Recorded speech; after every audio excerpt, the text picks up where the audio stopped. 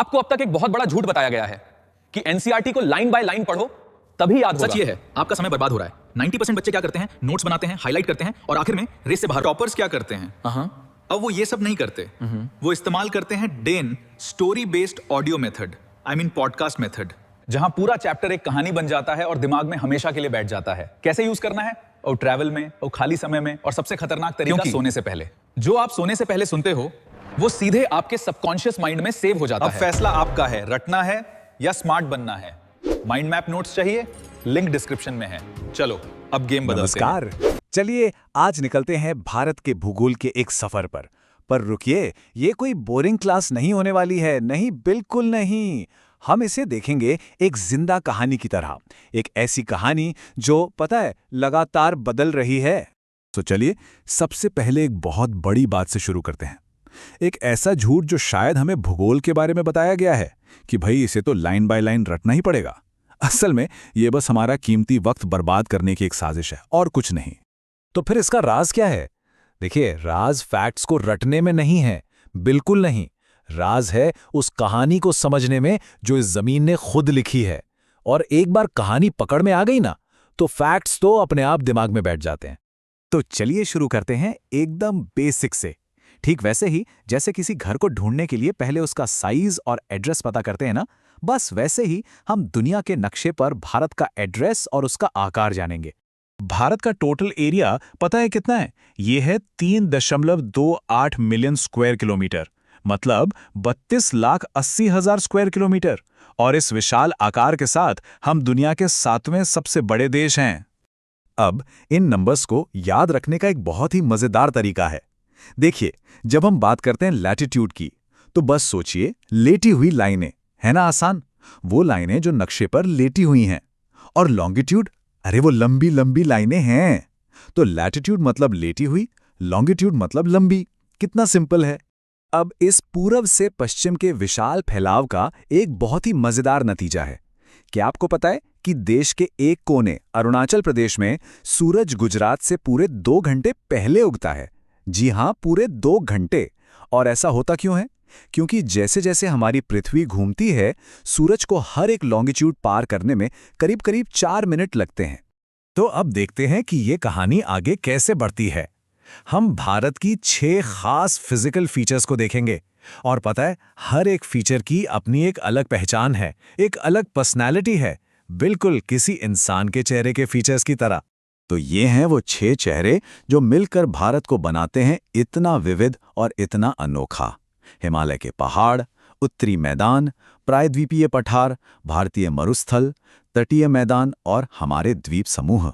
तो समझने वाली बात यह है कि हिमालय सिर्फ ऊंचे ऊंचे पहाड़ नहीं है। नहीं, वो असल में एक बाउंसर की तरह काम करते हैं, एक ऐसा बॉडीगार्ड जो हमें साइबेरिया से आने वाली उन बर्फीली ठंडी हवाओं से बचाता है। फिर आते हैं उत्तरी मैदान, यानी द नॉर्दर्न प्लेन्स। इन्हें भारत का अन्न भंडार, ग्रैनरीज ऑफ इंडिया भी कहते हैं। और क्यों ना कहें, आखिर 3 बड़ी बड़ी नदियों की लाई हुई उपजाऊ मिट्टी से बने ये मैदान ही तो हमारे देश की खेती का दिल हैं। दुनिया की सबसे घनी आबादी में से एक यहीं बसती है। अब बात करते हैं पेनिनसुला प्लाटो की। ये जमीन का बहुत ही पुराना टुकड़ा है। और पता है क्या? ये खनिजों का खजाना है, एक store house of minerals. Bharat की जितनी भी इंडस्ट्रियल ताकत है ना, उसकी नींव यही पठार है। अच्छा, तो अब बात करते हैं इस जमीन की जीवन रेखाओं की, इसकी धमनियों की, यानी हमारी नदियों की। और मजे की बात यह है कि हम इन्हें मोटे तौर पर 2 परिवारों में बांट सकते हैं। और दोनों की आदतें, उनका स्वभाव एक दूसरे से बिल्कुल अलग है। ये देखिए, फर्क बिल्कुल साफ है। एक तरफ हैं हिमालय से निकलने वाली नदियां जो ग्लेशियर से पिघलने वाली बर्फ की वजह से साल भर बहती हैं, और दूसरी तरफ है पेनिनसुला की नदियां जो बेचारी पूरी तरह से मानसून की बारिश पर निर्भर करती हैं। बारिश हुई तो पानी है, नहीं तो नहीं। और इसी वजह से गोदावरी नदी को दक्षिण गंगा भी कहा जाता है। क्यों?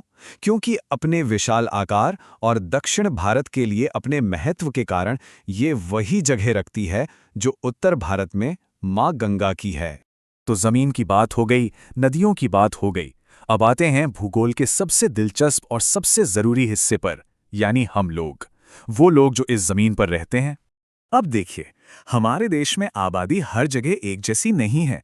अगर हम बिहार जैसे राज्यों को देखें तो वहां प्रति वर्ग किलोमीटर में रहने वाले लोगों की संख्या यानी पॉपुलेशन डेंसिटी बहुत बहुत ज्यादा है। और फिर इसके बिल्कुल उलट एक दूसरा एक्सट्रीम है अरुणाचल प्रदेश। वहां के पहाड़ी इलाकों में उतने ही एरिया में बहुत कम लोग रहते हैं।